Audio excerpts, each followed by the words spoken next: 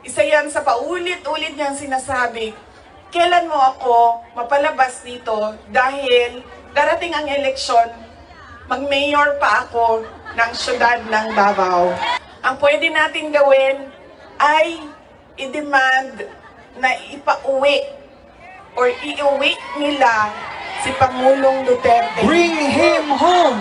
Bring him home! Dahil yun din ang gusto niya.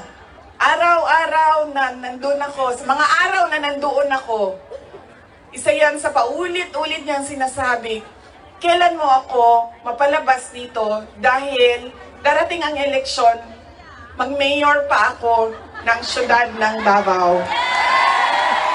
Bring him home! Bring him home! At yun ang gusto niya. Gusto niyang umuwi. Sinabi ko din sa kanya yon pa. Sabi ko, yung kagustuhan mo na umuwi, yan din yung katapusan ng buhay mo. Magiging Ninoy Aquino Jr. ka. At sinabi niya sa akin, sabi niya, kung ganyan ang kapalaran ko, then so be it.